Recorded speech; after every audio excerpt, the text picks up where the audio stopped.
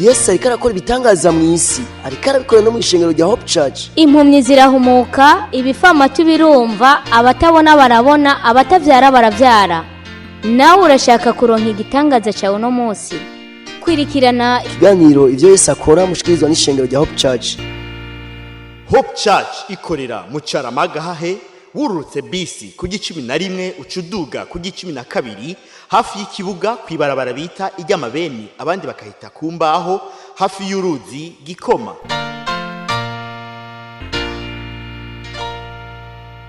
Kaze muri uyu mwanya mwiza, umwanya udasanzwe, umwanya ukomeye cyane, iri joro ridasanzwe, ijoro ry'umugisha, aho mugira mukurikirana ikiganiro mutegurirwa mugashikirizwa n'ishingiro rya Hope Church, ikiganiro ivyo Yesu akora, aho twamaturonka intahe z'abantu benshi, aho twamatubona Imana ikora ibitangaza. Mukaba muri kumwe na Pasteur Jackson Nkeshimana wo mu ishengero rya Hope Church. Iri joro rero rikubere ijoro ryiza, ijoro ryo guhezagirwa n'Imana.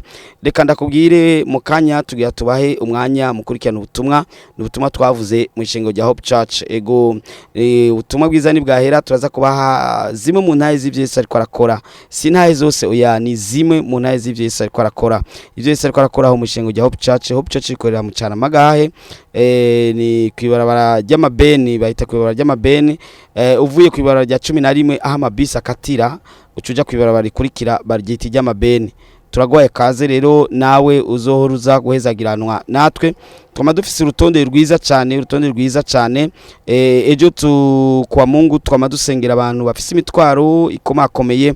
Nk'uyu wa Mungu rero tuzosengera abantu bagomba ko basengera ingo zabo babona zihobahoba, abantu bafise ingwara, abantu bafise uburuhe mu mutima, akumva umenga biranse kabisa, ntabone icagiye gukora nico n'ingene bigiye kugenda.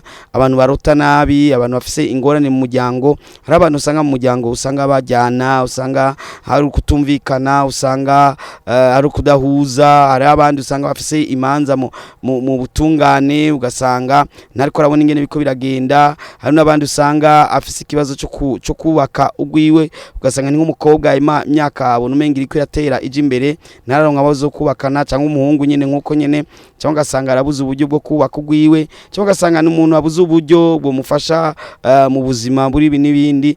Turagwaye kaze rero ku munsi w'ejo tuzosenga ku munsi w'ejo, tuzobasengera bose bafise iyo mitwaro n'indi mitwaro myinshi itandukanye, tuzobasengera. Rero tuba dufise amiga abiri, amiga ya mbere atangura isaha 2:15, isaha 2:15 tuba dutanguye amiga ya mbere. Amiga agira kabiri tuba dutanguye isaha 4:45, isaha 4:45. Turagwaye kaze rero ku munsi w'ejo nawe uzohezagiranwe natwe. Kandi urashaka kutahabona neza mu gihe ujuragiritse, turaguye nimero za telefone zo mu protocole, ni 68090803 68 ubusa 9 ubusa 8 ubusa 3 68 ubusa 9 ubusa 8 ubusa 3. Kaze rero nawe uze wironkere umugisha wawe ku munsi w'ejo. Abantu benshi barashinga intahe, uraza kumva intahe z'ivyo Yesu ariko arakora mu ishengero rya Hope Church. Yesu ariko arakora ibitangaza byinshi cyane. Izi ni intahe zimwe, sina zose banashaka, ni zimwe mu byo Yesu ariko arakora. Yesu ariko akora byinshi cyane. Turagwaye kaze nawe uzehozagiranwe natwe ku munsi w'ejo, isaha 2:15 canka isaha 4:45. Uyu mwanya rero kutugira tubahe ubutumwa twavugiye mu ishengero rya Hope Church. Ego inyuma y'ubutuma twavugiye mu ishengero rya Hope Church, tuca tusubira kandi tuyage namwe. Yesu abahezagire. Reka dusome ijambo ry'Imana ryanditse mu guharura 12 ku murongo wa 6, turaza gushikana ku 8. Turasoma mu izina rya Yesu. Arababarira ati, mumva amajambo yanje, asangwa muri mwebwe hari uwo mvugisha je uhoraho, nzomwimenyeshereza mwiyerekwa, mvugane nawe mu nzozi. Ariko umusavye wanje Mose siko bimeze, ayoboka mu rugo rwanje hose, uyowe twama twivuganira mu kanwa n'akandi, foboye ntafinze, kandi ishusho yanje je uhoraho arayibona. None rero ni iki cyatumye mubahuka kunegura umusavyi wanje Mose? Imana ihabwe icubahiro. Yesu ashimwe. Tumaze iminsi turiko turiga ingene ubugenzi buca mu kuvugana n'Imana. nta muntu yokubwira ngo turabagenzi kandi batavugana wongo kweli yobwira ngo nakana umugenzi wamubaza ugasanga ntimuzinanye ariko kandi hari ubundi bugenzi butandukanye ariko ijambo nahawe muri aka kanya nahawe ngo igipimo ngo ushobora kwipimira ko ugihagaze neza imbere y'Imana. Hari abavyeyi benshi bafise za thermometre mu nzu kuko abana hari kindi gihe usanga bashuha bigasaba ko agira ka thermometre kugira ngo azarapima ubushuhe bw'umwana. Ico ni gipimo. Yesu ashime. Hari abandi bantu bafise amametero canke dekametero mu nzu kubera ibintu by'amatongo niki agenda akipimira wenyene. No mu mana hari agapimo Imana igupimirako mugabo kandi hari nakandi gapimo wewe nyene ubwawe ushobora kwipimirako. Abantu barashobora kugupima bakaguha amametero atariyo. Uravye umusore ahagaze ngaha yobapima imetero zingahe? Umwana ashaka kuvuga imwe n'inusu undi imwe na 52 kubera abo bagupimye. Mugabo we ariyizi igipimo apima. Uravye umupapa ahagaze ngaha ukamubaza ingwara gwaye hari uvuga ati nta n'ingwara nimwe afise canke umuraba yoba gwaye ibicurane gusa mugabo we arazi ibimurimo. Nawe buriya hari agapimo kagupima wowe ubwawe ushobora kumenya ingene umeze. Twasomye amakuru ya Mose. Buriya uyu ni Mose havuzwemo Mose gusa mugabo kandi harimo na Miriam grand sœur wiwe hakabamwo n'uwitwa Aaron mukuru we kandi Bwana Sesana. Aba bantu barakoranye na Mose. Mose yari yagize ikintu kitameze neza uhereye ku murongo wa mbere aho kuri 12 nyene uhereye ku murongo wa mbere urabona ingene Mose yagiye kurongora umunyethiopia kazi umunyafrika kandi Imana yari yarababujije gutwara abagore bo mu yandi mahanga. Yari yagize ikosa imbere y'Imana ariko kandi uretse ko yagize ikosa bene wabo nabashikiwe nukuvuga mushikiwe Miriam na mukuru we Aaron baca batangura kumunegura. Bwana Sesana batangura kumunegura bavuga bati wewe kubera iki Imana ikuvugisha kandi tuzi icyaha wakoze wararongoye umugore wo mu yandi mahanga kandi waramurongoye kandi bibiribwa ngo yaramurongoye koko. Amakosa y'abandi abantu barakuze kuyabona. Bwana Sesana igipimo rero igipimo cyambere nuko mubona amakosa y'abandi ntiwibone ko amakosa yawe. Ico ni igipimo cyambere kigupima kugihagaze neza imbere y'Imana. Umuntu ahagaze neza ntabona amakosa y'abandi. Biblia ivuga ngo toa kwanza boliti ndani ya jicho lako. Ubwo umubona amakosa y'abandi usihukumu usije kahukumiwa. Ngo ntugaciranira imanza ngo nawe ntuzohavuze icirwa.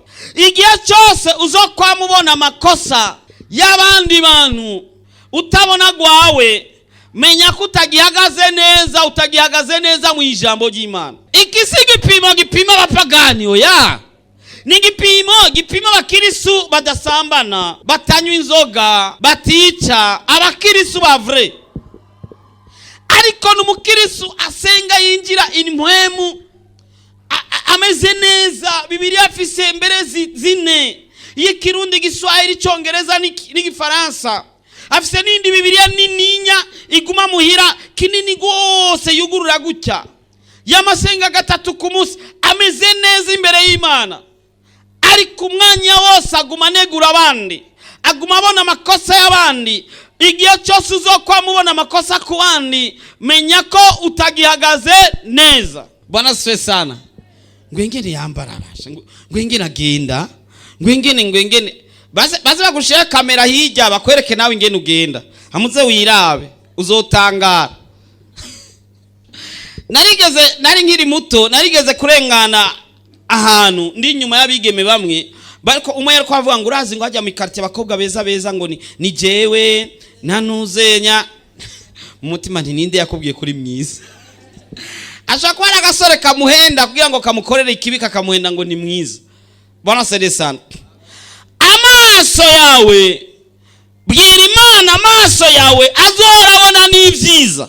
urumva byumvikana ko umuntu aba afise amarori ku maso abona ivyo gusa. Bwana swe sana. Kuva uno musi uzora ubona ivyiza.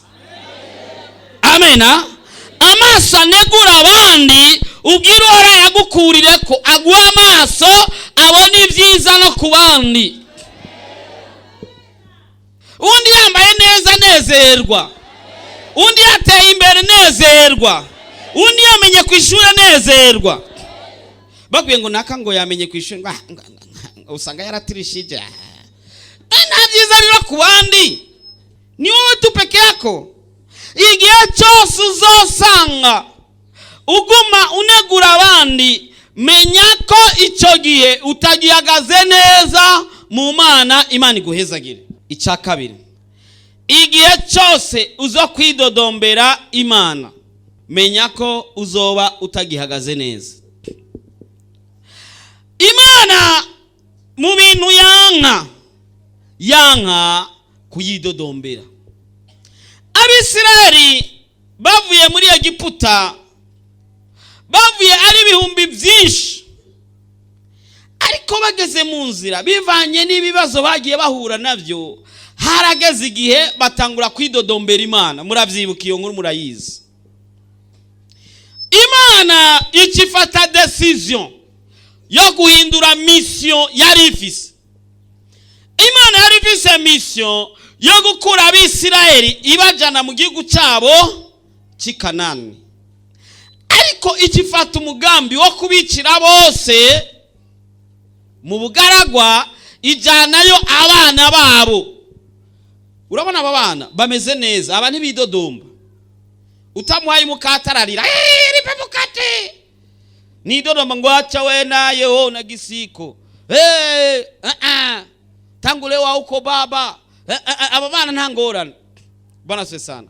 Ariko abantu bakuze igihe cyose usanga bidodombera, kugezaho bidodombera n'Imana yabaremye.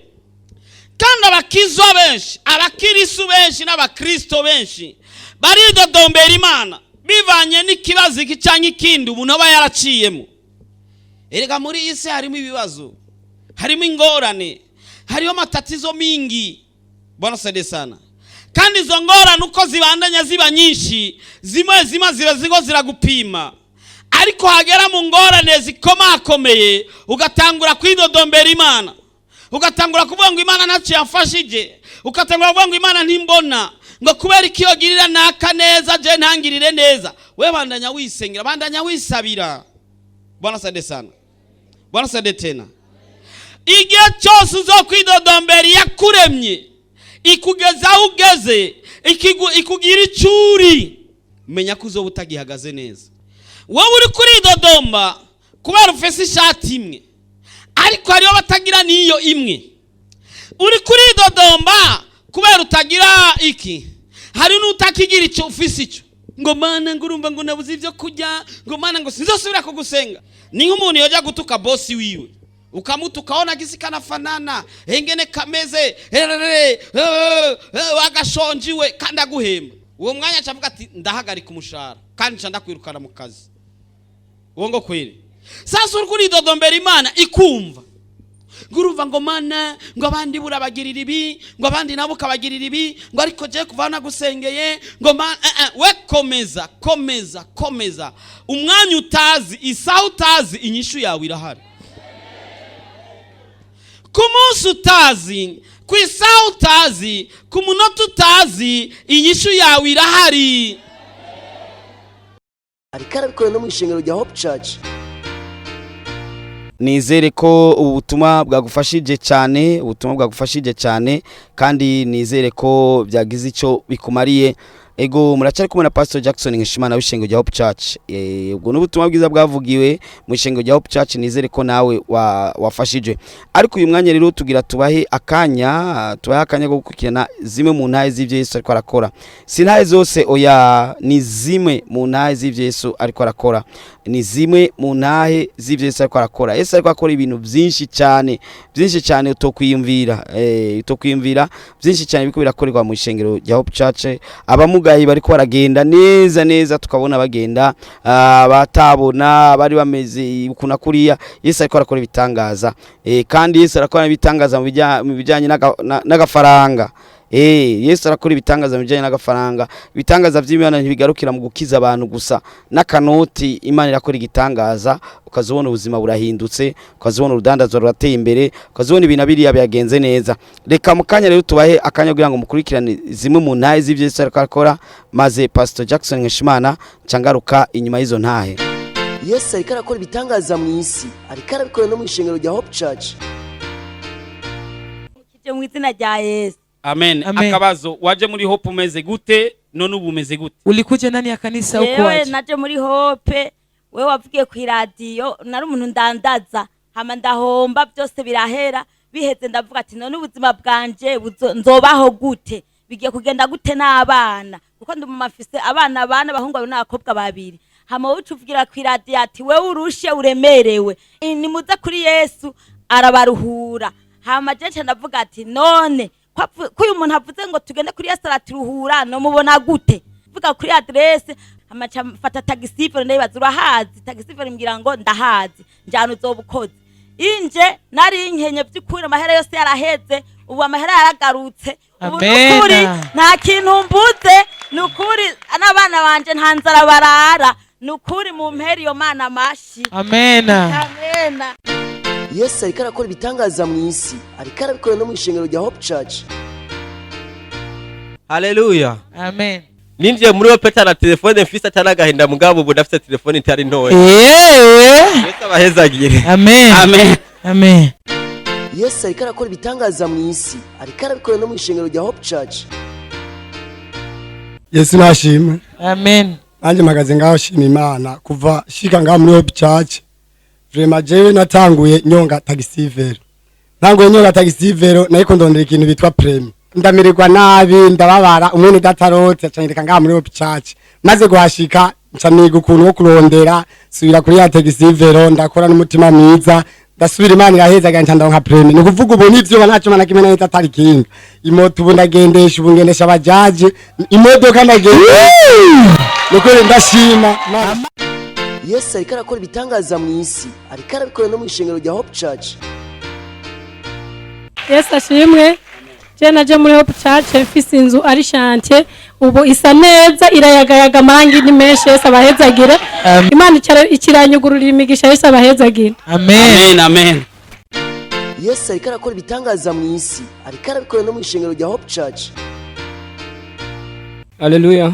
Amen. Je nanje abantu benshi barumvise ntahe yanje nkiza muri Hope Church, nari umuntu nava mu Kanyosha n'amaguru, ariko ubu aho ngeze kuri uyu munsi simenya gufata taxi kuva mu Kanyosha gushika ngaha, nkongera nkafata iyindi no gutaha.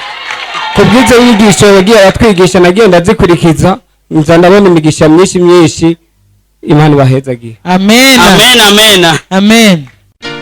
Yesu ariko arakora ibitangaza mu isi, ariko arabikora no mu ishengero rya Hope Church.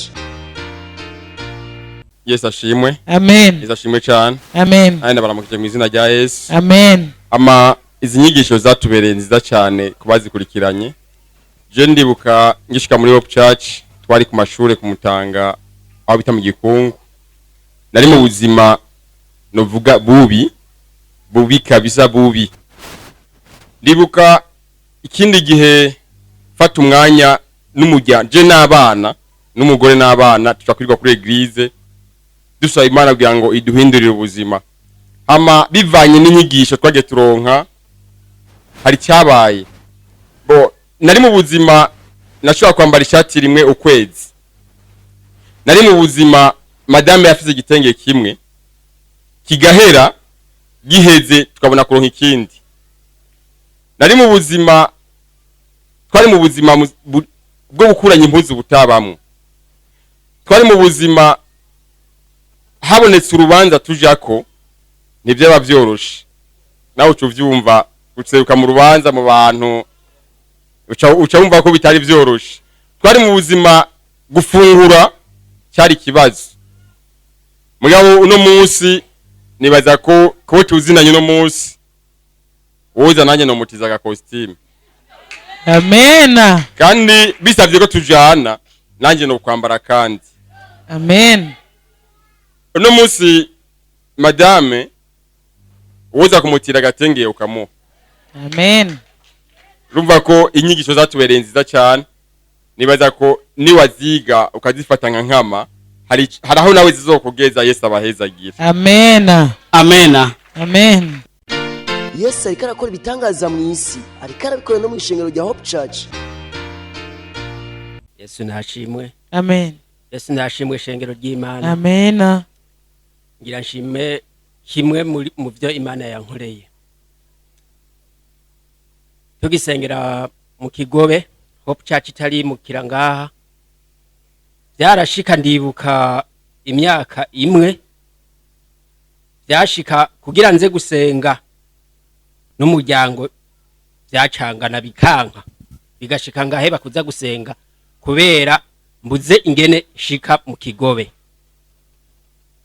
Déplacement itike byansaba ibihumbi 2. Ivyo byarashitse, ivyo bihumbi 2 biraboneka mu nyuma bikanka. Ariko rero nagira shinga intahe mvuga yuko muri Hope Church twahezagiwe, nahahezagiriwe. Pastor avuze yuko urushengero rugira gwimukire mu Carama, naramvuze nti mu mutima none ko vyanka mu Kigobe nkabura igihumbi cyo kumanuka ku rushengero n'igihumbi cyo gusubira muhira. Mu Carama bizokunda ko ikirere kiyongereye. Ariko ubu nagira ndabereke ivyo Imana yakoze.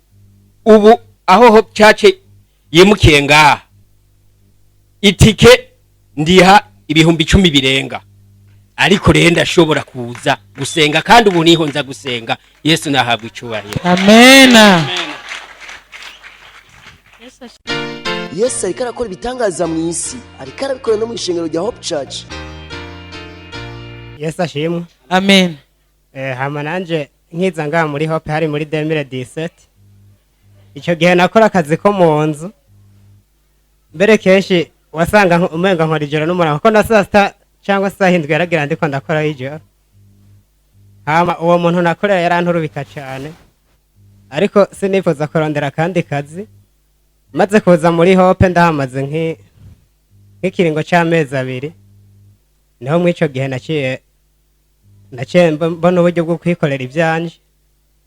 Byukuri ubunya nta muntu mvuga ngo aranturubika. Nshatse kuja gukora ndagenda nkakora.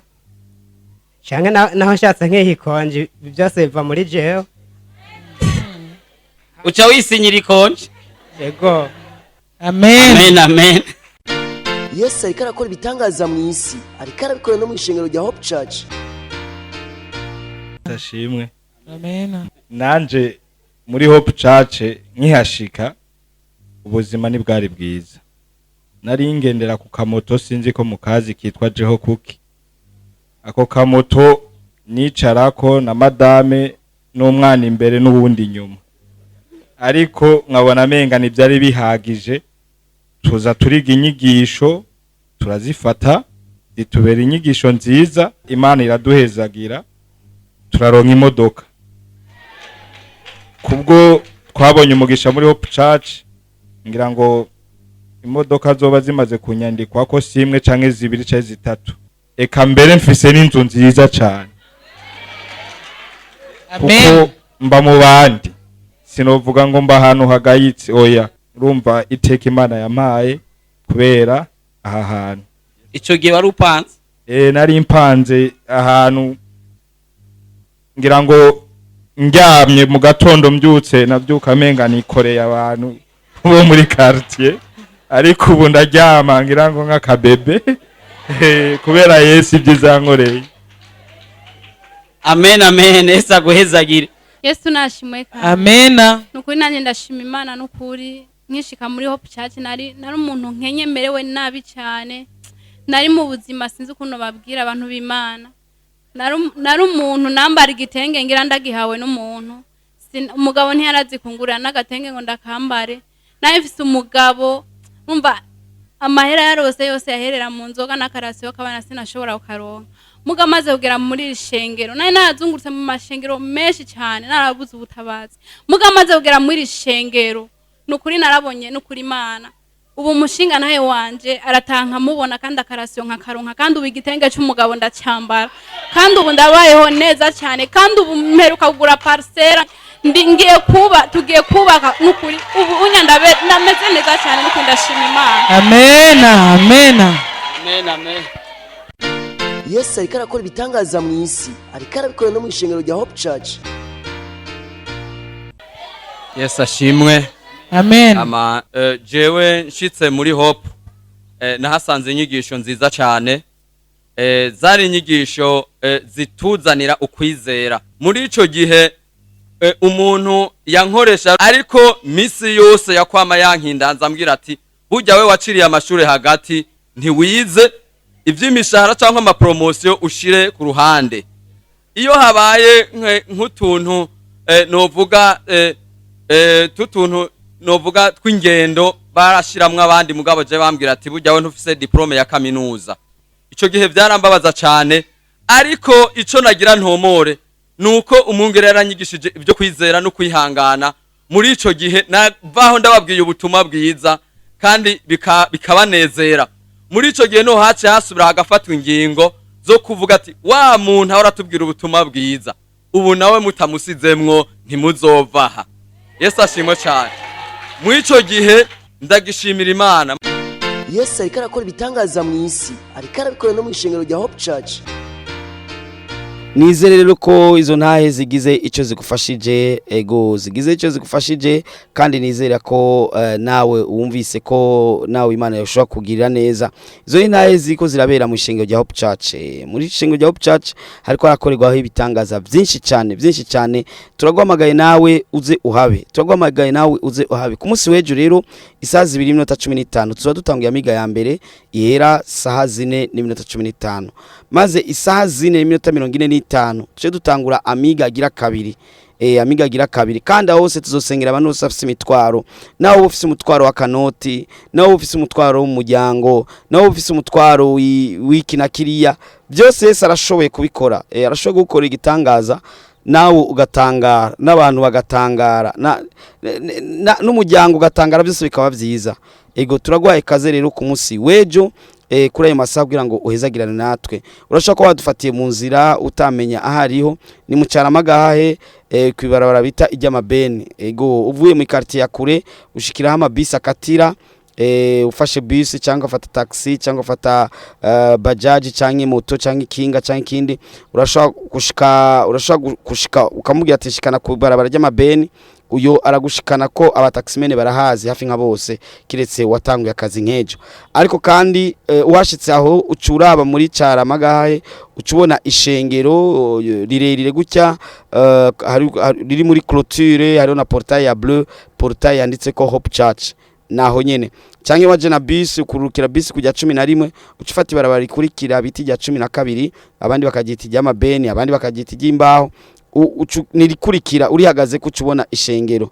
Ujuragiritse twatanze nimero za telefone z'umu protocol, urashaka kucumuhamagara kuri 68 09 08 03 68 ubusa 9 ubusa 8 ubusa 3 68 ubusa 9 ubusa 8 ubusa 3.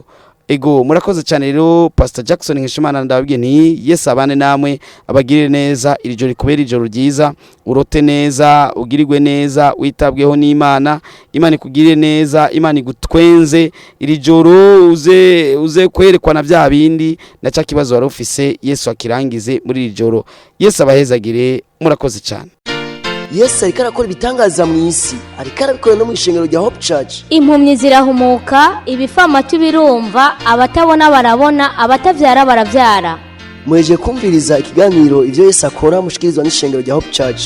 Hope Church ikorera mu Cyaramagahe wururutse bisi ku 11 ucuduga ku 12 hafi y'ikibuga kwibarabara bita ijyamabeni, abandi bakahita kumbaho hafi y'uruzi Gikoma.